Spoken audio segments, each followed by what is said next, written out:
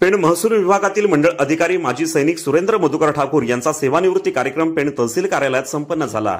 माजी सैनिक सुरेंद्र ठाकूर यांचे मूळगाव काळेश्री आहे।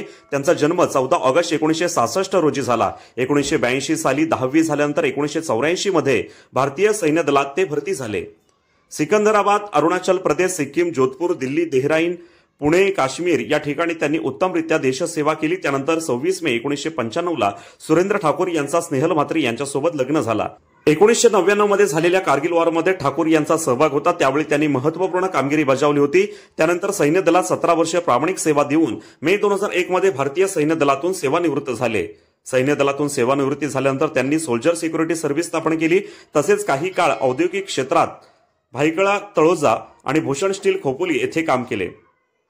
योगायोगाने जून 2008 मध्ये राज्य शासनाच्या महसूल विभागाच्या तलाठी या पदावरती काम करण्याची त्यांना संधी मिळाली। यावेळी प्रथम कांदळे सजा, नंतर कांबार्ली, बोरगाव, पेण, नंतर वरसई, निथवली, त्यानंतर वढाव येथे अतिरिक्त कार्यभार त्यांनी सांभाळला। 2022 मध्ये या पदावरून पदोन्नती होऊन सुरेंद्र ठाकूर मंडळ अधिकारी झाले। भारतीय सैन्य दलात 17 वर्षे आणि राज्य शासनाच्या सेवेत 16 वर्षे अशी एकूण 33 वर्ष सेवा बजावून आज 31 ऑगस्ट रोजी महसूल विभागाच्या मंडळ अधिकारी पदावरून प्रामाणिक सेवा बजावून निवृत्त झाले आहेत। यावेळी पेणचे तहसीलदार तानाजी शेजाळ, नायब तहसीलदार प्रसाद कालेकर, नितीन परदेशी, पंचायत समितीचे प्रसाद पाटील, सर्व सज्जा, तलाठी, माजी सैनिक, महसूल विभागाचे कर्मचारी आणि पत्रकार यावेळी उपस्थित होते। उपस्थित मान्यवरांचे मनोगत झाले। त्यानंतर पेण तालुका माजी सैनिक सामाजिक संस्थेच्या सदस्यांनी सुरेंद्र ठाकूर यांची मिरवणूक काढून त्यांचे अभिनंदन केले।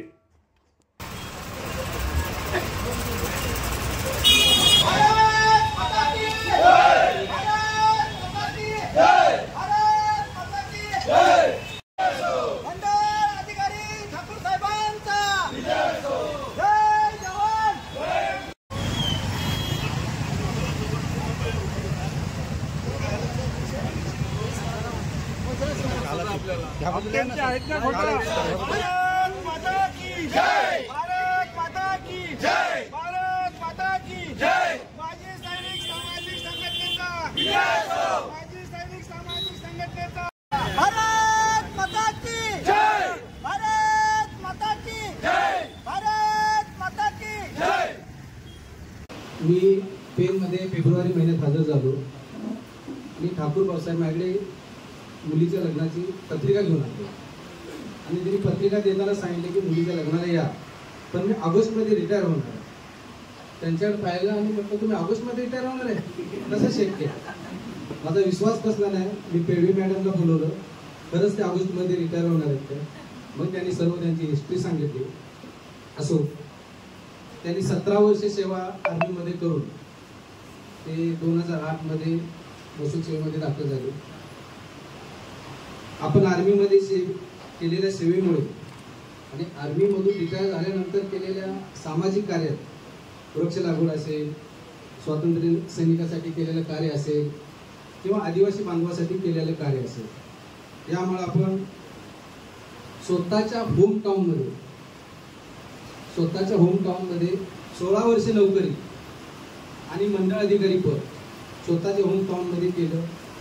याच्यामध्ये खरोखर पूर्वजांची पुण्य आहे आणि आपण केलेलं कार्य हे आहे। दुसरी गोष्ट, ते ज्यावेळेस ऑफिसमध्ये यायचे कधी चेहऱ्यावर त्यांच्या असं हे नाही, नाराजी नाही, नेहमी हसत आत यायचे। आज काय भाऊसाहेब, काय व्यवस्थित, तुमची 2 वर्ष वाढणार आहेत, तुम्ही टेन्शन घेऊ नका। मी नेहमी त्यांना असं सांगायचं, पण असो 2 वर्ष काय वाढली नाही। त्यांनी लोकसभा निवडणुकीमध्ये अतिशय कुठलं आम्हाला टेन्शनच दिलं नाही। उद्या काय नियोजन करायचं म्हणून आम्ही ज्यावेळेस बसू त्यावेळेस ते मला म्हणाले, तुम्ही रावसाहेब टेन्शन घेऊ नका, आम्ही सर्व काय व्यवस्थित पार पाडू, तुम्ही अजिबात टेन्शन घेऊ नका। अतिशय मोठं सहकार्य त्यांनी मला केलं। त्यांचा जो आनंदी परिवार आहे, खरोखर बघून मला प्रेरणा वाटली। आम्हाला सर्वांनाच ते प्रेरणादायी आहे। आपण जरी आता तुम्ही रिटायर होत असला महसूलसाठी, तुम्ही आमच्या परिवाराचे एक भाग असणार आहात। नेहमी आमच्याकडे येत चला, नाहीतर रिटायर झालो म्हणून तिकडेच थांबाल, असं काही करू नका। दुसरी गोष्ट, स्वातंत्र्य सैनिकासाठी सुद्धा तुम्ही जे कार्य चालू ठेवलेलं आहे ते पुढे असं चालू राहू द्या। मी 18 त्यांच्या 18व्या वर्षी आर्मी जॉईन केलं आणि आर्मी जॉईन करणं इझी नाहीये। इथे सगळे बसले त्यांना माहिती आहे ते किती टफ आहे. इव्हन जेव्हा मी सांगते कोणाला की माझे पप्पा आर्मीमध्ये होते, तेव्हा लाईक ओ वाव, ते तेवढं प्राऊड वाटतं की अरे पप्पा आर्मीमध्ये होते. तिथे 17 इयर्स त्यांनी कम्प्लीट केले. नंतर त्यांनी भूषण स्टील जॉईन केलं किती 8 वर्षासाठी. आणि तो ॲक्च्युअली एक खूप मोठा स्ट्रगलिंग फेज होता. मी आणि साहिलने ते कधी एक्सपिरियन्स नाही केलं, गिव्हन आम्ही खूप लहान होतो. आणि दुसरं म्हणजे त्यांनी कधी जाणवूनही नाही दिलं की अरे हा आपला स्ट्रगलिंग फेज आहे. आमच्या दोघांसाठी जेवढं करता आलं तेवढं त्यांनी डेफिनेटली केलं, 100% दिलं आणि ते अजूनही करतायत. सगळ्यांना इथे माहिती आहे, जे त्यांना पर्सनली ओळखतात, सुचित काका, सगळे काका, की त्यांनी फॅमिलीसाठी जेवढं केलंय, जेवढं करता येईल तेवढं केलंय, टू द एक्स्ट्रीम गेले ते. म्हणजे नॉट इव्हन फॅमिली, इव्हन कोणा दुसऱ्याला सुद्धा मदत करायची असेल, ते ओळखीचे असो नसो ते करणार. ते त्यांच्यामध्ये इनबिल्ट आहे, त्यांना कोणी सांगितलं नाहीये. नंतर 2 करिअर चेंज केल्यानंतर वयाच्या 42व्या वर्षी त्यांनी त्यांच्या लाईफचं 3रं करिअर चेंज केलं आणि ते महसूलला जॉईन झाले. टू बी ऑनेस्ट, आता जर मला विचाराल की मी परत करिअर चेंज करेन की नाही, माझ्या डोक्यात खूप सारे क्वेश्चन्स येतील. अरे काय सिक्युरिटी आहे, काय नाहीये, काय नाही. पण त्या माणसांनी कधी विचारच नाही केला असं, कारण की त्यांचं होतं की त्यांना त्यांच्या लाईफ म्हणजे त्यांच्या फॅमिलीला सगळ्यात बेस्ट द्यायचंय, तर जे करता येईल ते मी करेन. आणि तेव्हा त्याने महसूल जॉईन केलं. तिन्ही फील्ड एक एक्स्ट्रीम होते, डिफरंट होतं, पण त्यांनी ते सगळं शिकलं. नंतर कम्प्युटर्स आले, लॅपटॉपवर काम करायचंय, यांनी कधीच केलं नाही. पण तेव्हा त्या वयात सुद्धा MSc IT वगैरे जॉईन केलं, आम्हाला विचारून सगळं शिकले. जे आलं ते सगळं केलं, कुठेही त्याने हार नाही मानली. आणि तेच खूप इम्पॉर्टंट आहे. ते सगळ्या कामात एवढे जास्त म्हणजे डिटर्मिनेशन त्यांचं एवढं स्ट्रॉंग आहे. आणि काही असो, आता पण मी आज त्यांना सकाळी कॉल केला, अरे लास्ट डे आहे, कसं वाटतंय. मम्मी बोलते काय नाही, ते सकाळी 6 वाजल्यापासून काम करतात. म्हटलं अरे लास्ट डे आहे यार, काय मध्ये नाही. मला असं कोणी बोललं नाही पाहिजे की अरे अण्णांनी हे काम केलंच नाही. विथ 0 पेंडन्सी मला आज रिटायर व्हायचंय. आणि ही डज दॅट. आर्मीमध्ये त्यांनी केलं, त्यांच्या पूर्ण लाईफमध्ये त्यांनी हेच केलं. विदाऊट कंप्लेंट्स त्यांनी त्यांचं सगळं एकदम नीट केलं. आणि आता कदाचित पण अजून एक जर सांगायचं झालं, त्यांनी जे आर्मीमध्ये वगैरे केलं त्याचा जो उपयोग झाला तो मला आणि साहिलला टू दी ऑलमोस्ट झाला.